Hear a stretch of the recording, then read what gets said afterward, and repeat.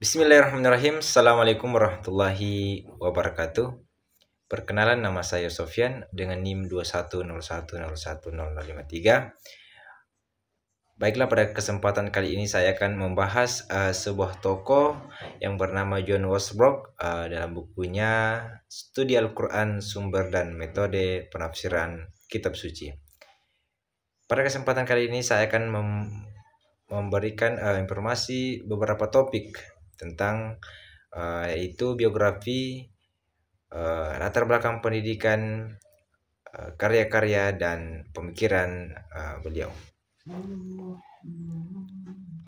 Baiklah, adapun biografi John Westbrook, John Edward Westbrook lahir di Peoria, Illinois pada tanggal 19 Februari 1928 dan meninggal pada bulan Juni 2002 di usia 74 tahun 4 bulan.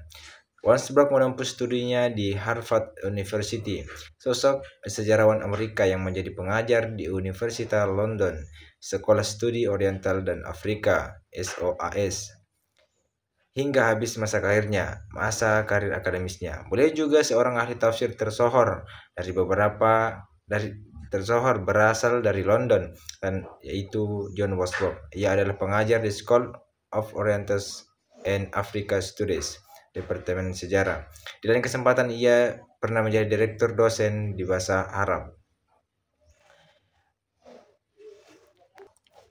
Adapun karya-karya dari John Westbrook, sepanjang hidup Westbrook sangatlah senang berkarya. Di antara karyanya ialah The Sectarian Million, Content and Competition of Islamic Salvation Story, Sort and Method of Spiritual Interpretation.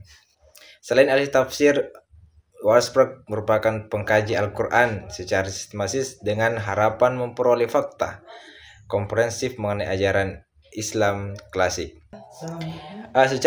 Secara umum, karya John Westbrook memberikan kritik yang tajam atas kenabian Nabi Muhammad dan Al-Quran.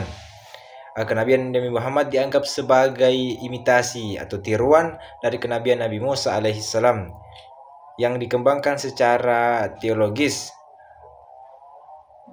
untuk memenuhi kebutuhan masyarakat Arab. Al-Quran bagi John Westbrook bukan merupakan sumber biografi Muhammad, melainkan sebagai konsep yang disusun sebagai teologis Islam tentang kenabian. Oleh karena itu, pemikiran yang dilontarkan John Westbrook banyak berseberangan dengan pemikir lainnya, baik di kalangan orientalis barat maupun umat Islam pada khususnya. Adapun pemikiran John Westbrook tentang Nabi Muhammad berdasarkan petunjuk Al-Quran, kata John, dalam keyakinan umat Islam tidak ada perbedaan antara satu nabi dengan nabi yang lainnya. Akan tetapi umat Islam meyakini bahwa Nabi Muhammad SAW adalah Sayyidina Mursalin, padahal Al-Quran mengatakan tidak ada perbedaan di antara para nabi. Misalnya Quran surah Al-Baqarah ayat 285 yang berbunyi, A'udzubillahi minasyaitonirrajim, Bismillahirrahmanirrahim. Amana rasulu bima unsila ilaihi min rabbihi wal mu'minun kullun amana billahi wa malaikatihi wa kutubihi wa rusulihi la nufarriqu baina ahadin min rusulihi wa qalu sami'na wa ata'na ghufranaka rabbana wa ilaikal masir. Yang artinya, Rasul Muhammad beriman kepada apa yang diturunkan kepada dari Tuhannya. Demikian pula orang-orang mukmin masing-masing beriman kepada Allah, malaikat-malaikatnya, kitab-kitabnya dan rasul-rasulnya. Mereka berkata, kami tidak membeda-bedakan seorang pun dari rasul-rasulnya. Mereka juga berkata, kami dengar dan kami taat. Ampunilah kami, wahai Tuhan kami, hanya kepadamu tempat kami kembali. Keunggulan Nabi Musa sering diungkap dalam Al-Quran, misalnya Quran Surah An-Nisa ayat 164 di mana Tuhan berbicara langsung dengan Nabi Musa alaihissalam, dan Quran Surah Al-A'raf ayat 143 menunjukkan bahwa keadaan Nabi Musa alaihissalam ingin melihat Tuhannya. Dalam Quran Surah Al-Shura ayat 10, Tuhan menyuruh kepada Musa dan berfirman dan mukjizatnya tongkat Nabi Musa alaihissalam. Dalam Quran Surah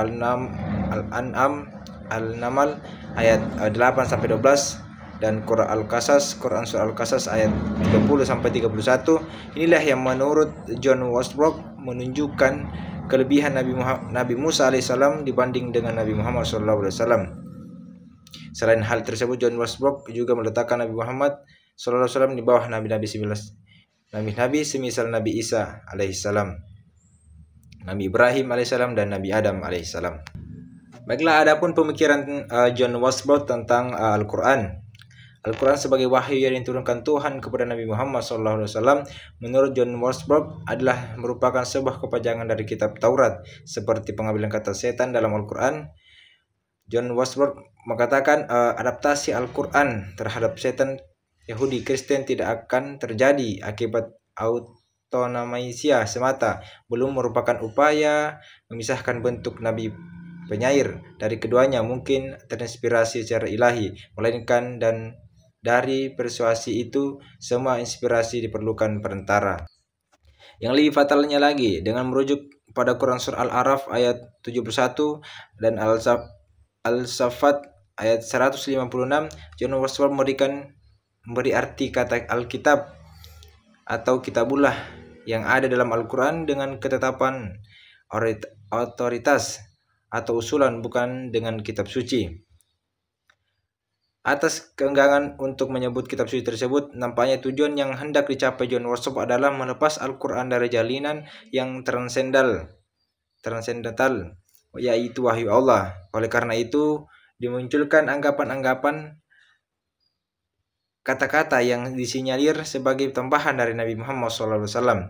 John Westbrook menganggap bahwa kata kul dalam Quran surah Al-An'am, kata tersebut sengaja disisipkan untuk menunjukkan bahwa Al-Quran adalah benar wahyu Allah. Keberadaannya justru menjadi Al-Quran tidak logis karena tidak sejalan dengan hegemonitas bahasa yang berlebihan. Dengan demikian, John Westbrook menyamakan Al-Quran dengan karya sastra syair lain yang harus konsisten dalam penggunaan gaya dan bahasa. Mungkin itu yang bisa saya sampaikan pada kesempatan kali ini. Kurang lebihnya mohon dimaafkan. Billahi fisabilil haq wastabiqul khairat. Assalamualaikum warahmatullahi wabarakatuh.